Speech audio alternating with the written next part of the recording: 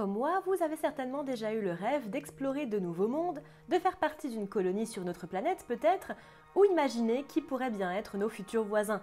Vous avez probablement spéculé sur les futures technologies pouvant rallonger la vie, adoucir sa faim ou vaincre les pires maladies connues. Vous avez imaginé un ascenseur spatial, des vaisseaux trop stylés, des médipodes capables de guérir vos proches. Rarement dans ces rêves, je ne m'aventure sur le côté militaire de la chose. Pourtant, il y a fort à parier que si ces technologies et colonies étaient possibles, l'armée aurait de bien plus grands tours dans son sac, et le First Contact y serait certainement un petit peu moins gai. C'est le moins qu'on puisse dire avec cette version que nous offre Scalzi. Générique.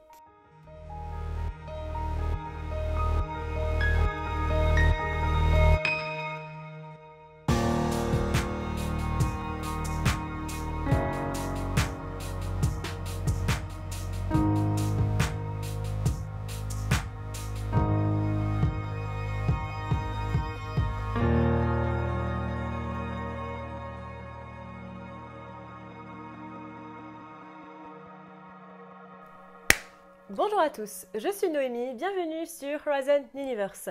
Je parle très rarement de SF militaire sur cette chaîne et pourtant les thèmes associés au sous-genre sont très souvent explorés dans mes lectures et visionnages. Et quel meilleur moyen de vous introduire à ce sous-genre, en plus d'avec Starship Troopers bien sûr qui arrive bientôt, à son digne héritier, la saga All Man's War ou Le vieil homme et la guerre en français de John Scalzi, sorti en version originale entre 2006 et 2015 et contenant 6 livres, le dernier étant un recueil de nouvelles / un agrégat de différentes histoires à noter. Histoire de comprendre le délire, je vous offre un très court synopsis du premier livre et de l'environnement qui entoure l'histoire. Je ne parlerai pas des suites parce qu'elles sont des suites directes et je ne voudrais pas vous spoiler l'issue du premier, qui est en très haute tension, parce que c'est de la SF militaire, hein, les gens meurent.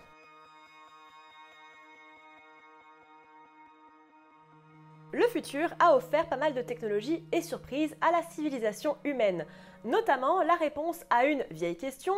Nous ne sommes pas, mais alors vraiment pas seuls dans l'univers. La galaxie pullule de différentes formes de vie et celles capables de voyage spatial se ruent sur les quelques rares planètes capables de supporter la vie pour s'étendre, créer des cultures, récupérer des ressources et matériaux, etc. etc.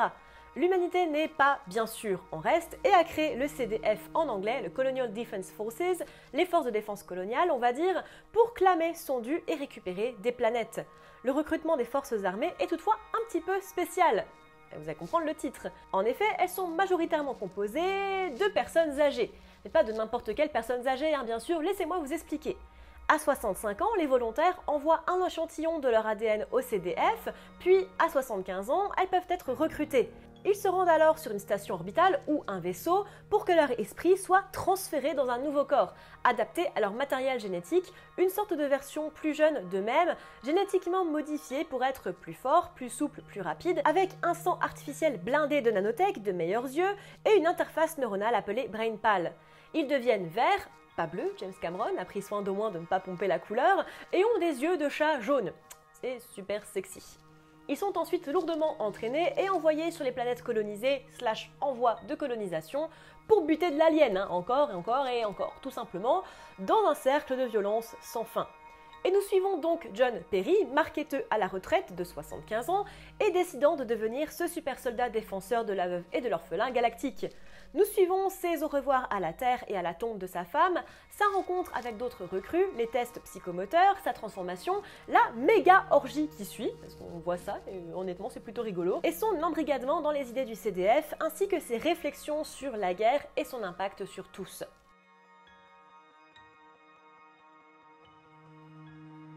L'éthique de l'extension de la vie. Vous l'avez vu dans le synopsis, l'idée est que les soldats grabataires abandonnent leur corps fragile et en fin de vie pour revêtir des corps grandis en laboratoire, faits pour combattre, beaucoup plus agiles, forts et badass, pour aller poutrer du xéno. L'intégralité des soldats du CDF sont des personnes âgées qui ont fait leur temps et ont choisi d'abandonner ce qu'ils étaient, leurs amis et familles, à l'âge de 75 ans, pour s'engager dans l'armée et défendre les colonies terrestres. Et ce, en s'offrant une sorte de cure de jouvence au final, bien que parfois écourtée par les aléas de la guerre.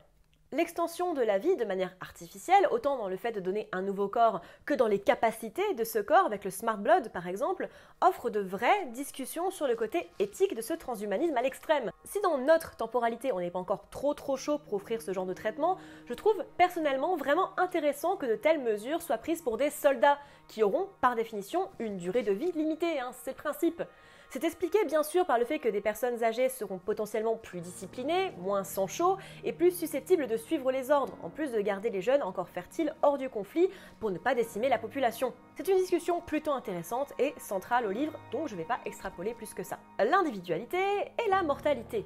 Même si, par définition encore une fois, les soldats ne sont pas immortels, et on le voit souvent dans les livres, on a tout de même un vrai questionnement sur ce que cela signifie qu'être en vie et être soi. Est-ce que John est toujours John dans un corps qui n'est plus le sien, son corps qui avait pour le coup une durée de vie limitée et qui défaillait avec l'âge et très rapidement passé 75 ans? Qui est vraiment John du coup? Il y a bien une forme de deuil dans le livre, autant dans la vie passée, les soldats n'ayant plus le droit de retourner sur Terre ni de voir leur famille, mais aussi de l'individu qu'ils étaient auparavant. En effet, est-ce que ce nouveau corps, qui, si on ne le touche pas, peut vivre plus ou moins éternellement, est toujours lui? Oui, dans un sens, puisque c'est son ADN, mais la question mérite d'être posée, et elle l'est allègrement. L'inhumanité de l'humanité. Bien que le livre soit clairement à plus d'un niveau une ode à la vie militaire et montre le respect de l'auteur pour le soldat lambda en uniforme, c'est beaucoup moins clair pour le CDF. L'union coloniale est agressive. Il est rarement question de protéger des citoyens sur des colonies lointaines, mais de développer une politique d'expansion abusive, attaquant la moindre espèce dans un jeu d'échecs géant pour récupérer le plus de planètes possible. Et en gros, montrer qu'on a la plus grosse. Le CDF a au final bien peu d'empathie pour les soldats envoyés au casse-pipe et encore moins pour les autres espèces, avec qui l'humanité n'essaye même pas de discuter ou de créer un arrangement, ce qui viendra plus tard dans les livres no spoil. Le but est de buter de l'alien le plus rapidement et le plus efficacement possible pour récupérer le plus de colonies, même si celles-ci sont déjà habitées, occupées ou clamées par d'autres. Aucune notion de coexistence n'est même discutée, et le livre présente cela de manière très brute, sans aucunement justifier ou glorifier les agressions répétées du CDF. Au contraire, il nous donne des personnages, nous présente leur endoctrinement à la cause, et leurs doutes plus tard, lorsque les ravages de la guerre auront fait leur office. La technologie. C'est un véritable porno pour fanats de technologie futuriste transhumaniste plus que ce livre. Et j'avoue, je m'en suis pas privée. Le Skip Drive, par exemple, une forme de voyage interstellaire plus rapide que la lumière, qui propulse des objets à travers l'espace en le transperçant, entre guillemets, est juste hyper cool. L'ascenseur spatial, bien que pas très original et déjà vu depuis genre les années 40, est aussi très bien exploité. Mais bien sûr, c'est au niveau biotech et transhumaniste que le livre développe le plus son sujet. Le BrainPal, par exemple, l'interface neuronale des soldats, leur permettant la transmission de documents, mais aussi la discussion instantanée, est très cool, tout comme le Smart Blood, leur permettant de mieux récupérer et de mieux se soigner. Tout le principe de transfert de conscience, déjà exploré de manière un peu similaire dans Altered Carbon par exemple en 2002, mais ici sans puce, et dans un corps qui reste génétiquement celui du porteur, est hyper stylé. Les nanotechnologies décrites sont en règle générale un des points de background les plus intéressants du livre, autant pour les idées que pour l'aspect éthique. La vie alien est l'autre. Je l'ai déjà dit, l'univers connu des hommes est plein d'aliens, et si le vivre ensemble est mis complètement de côté par le CDF, la mentalité alien est tout de même très présente dans les livres. Plusieurs races sont présentées, notamment les Khonsu et les Rey. Les Khonsu sont une race super puissante, très religieuse et technologiquement avancée, la plus avancée de l'univers connu, au point que l'humanité est incapable de recréer leur technologie, même en ayant un échantillon sous la main. C'est pour dire. Elle ne se bat pas pour conquérir des territoires, mais parce qu'elle est persuadée que les aliens morts par la main des Khonsu deviendront eux-mêmes Khonsu dans le cycle de création. Fait intéressant, bien que méga avancé, dans une bataille contre une autre espèce, les Khonsu se mettent au même niveau technologique pour garder la bataille juste. C'est pour vous dire à quel point ils sont un petit peu frappés quand même. Ils ont également créé une race entière, la race des Obin, qu'on voit plusieurs fois dans le livre. Les Rey sont des petites saloperies vicieuses ayant chopé des technologies Khonsu et adeptes de la cuisine des humains. C'est des gens plutôt sympas, des épicuriens même on va dire. Il y en a d'autres bien sûr, comme les Wadayans et les Kovandu, mais les Khonsu et les Rey sont les plus discutés dans les livres. Tout au long des livres, du coup, leurs états d'esprit, développement, vision du monde sont discutés, et la question de l'autre, qui m'est si chère, y est véritablement centrale. Surtout avec le conclave, une sorte de réunion d'espèces hyper intéressante à suivre. Le vivre ensemble et la cohabitation, malgré les différends, y est également un point intéressant.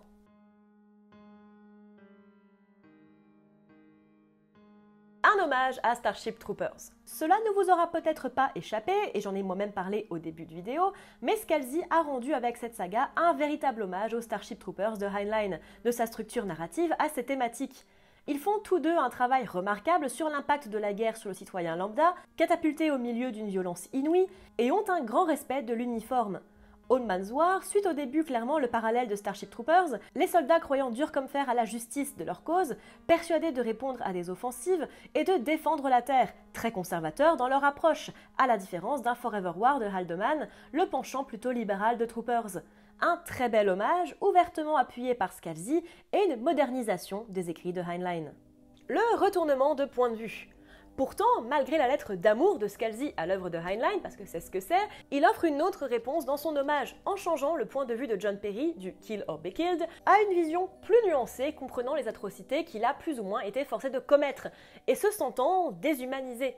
Ce retournement de point de vue, d'une vision conservatrice, justifiée, de l'homme au-dessus de tout, pouvant apporter librement la mort et parfois même le génocide, tant que cela offre quelque chose à l'humanité, a une vision empathique et très puissante. Le discours de Perry, lorsqu'il se rend compte des horreurs commises par le CDF, est très touchant et un des moments forts du livre. John Perry. Écrit à la première personne, le livre nous met donc dans la tête de John Perry depuis le début, et c'est un moyen très simple de nous faire rentrer dans l'univers.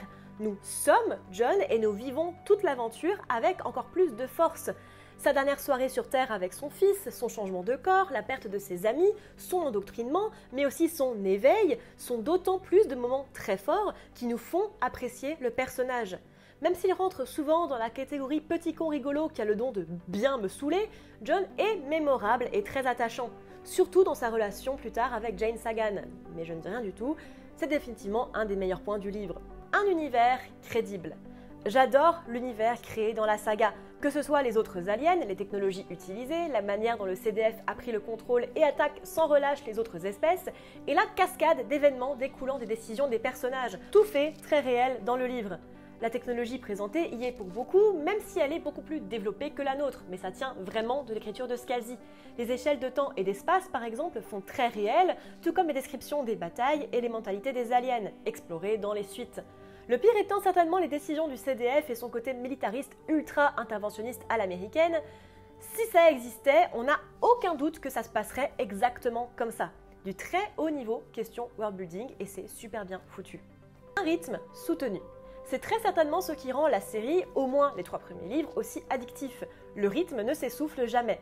Même dans le 4e, que je considère être le canard boiteux de la série, l'histoire passe sans qu'on s'en rende vraiment compte, tellement le rythme est soutenu. Offrant tout de même des moments d'introspection, notamment dans les suites, lorsque l'horreur du CDF est révélée et que d'autres solutions commencent à se mettre en place, l'action n'est jamais bien loin, et on ne peut que dévorer ces livres.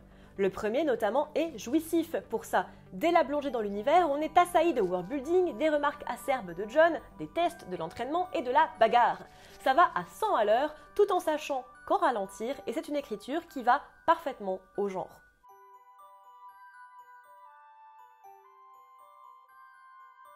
Je peux comprendre qu'on n'accroche pas à Old Man's War. C'est très américain, plein de belles paroles pro-armée et extrêmement bourrin. Pourtant, lorsque l'on gratte un petit peu la surface, on tombe sur une saga qui en offre bien plus. Ce n'est pas un livre complètement pro-forces armées. Si Scalzi a l'air d'avoir un vrai respect pour l'uniforme, il dénonce de manière acerbe les atrocités commises à des fins parfois floues et complètement inutiles, ainsi que le manque de dialogue des instances gouvernementales. Les aliens, par exemple, sont rapidement intégrés dans l'histoire pour nous présenter d'autres points de vue, notamment encore une fois les Khonsu et les Rey, sans pour autant les mettre sur un piédestal. Les technologies présentées sont ambitieuses, originales et bien présentées, et le worldbuilding est vraiment intéressant quand on fouille un petit peu. Old Man's War est plus que ce qu'il en a l'air, et l'exemple typique du livre où il ne faut pas trop se fier à sa couverture. Lol. Ou à ce qu'on en dit même. Et même si la fin de la saga est un peu moins grandiose, la qualité baissant nettement au 4e, et le dernier livre, le recueil de nouvelles, donc n'étant intéressant que pour la vision des aliens sur le conflit et le CDF, ce qui en soi est cool, mais pas suffisant, elle reste une des sagas les plus épatantes que j'ai pu lire dans le sous-genre de la SF militaire. Plus qu'une ode à l'uniforme, elle présente de vrais points d'approche sur l'horreur de la guerre, l'humanité et son inhumanité, la famille, l'autre et le vivre ensemble. De quoi réflexionner pendant quelques semaines, je vous le garantis. Merci à vous pour cette petite vidéo, j'espère qu'elle vous aura plu. Ça fait quelques temps déjà que j'ai pas parlé du vieil homme et la guerre. J'ai fini cette saga, je crois, fin ou milieu d'année dernière. Je crois que c'était en avril ou mai, donc ça fait à peu près 1 an que je l'ai fini. J'ai écrit cet épisode, je crois, en février de cette année, donc ça fait quand même quelques temps que voilà, c'était en suspens un petit peu. Mais j'avais quand même envie de vous en parler, même si, comme j'ai dit, il y a une légère baisse de qualité. Je trouve vraiment que au moins les 2 ou 3 premiers livres sont importants dans le genre de la SF. C'est un des livres modernes de SF militaire qui rend le plus hommage vraiment aux livres de Haldeman et de Heinlein notamment, parce que c'est quand même les 2 plus gros.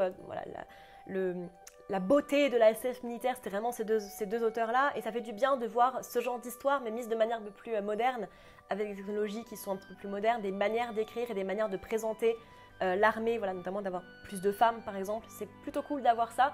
Donc j'avais envie de vous en parler, puis comme on me demande souvent ce que je pense de la SF militaire, voilà, donc il y a du coup la vidéo sur Starship Troopers qui va sortir bientôt, enfin très prochainement après celle-ci. J'espère qu'elle vous aura plu, n'hésitez pas à me dire tout ça en commentaire, à me suivre sur mes différents réseaux sociaux, donc TikTok, Instagram, Twitter, Twitch, Goodreads et TV Time si vous en avez l'envie. Sur Tipeee également, vous pouvez donner, il y a différents paliers de donation. Si vous avez de l'argent à me donner, si vous n'avez pas, c'est pas grave, ne vous inquiétez pas, vous pouvez toujours me suivre. Et moi je vous dis à bientôt dans l'univers.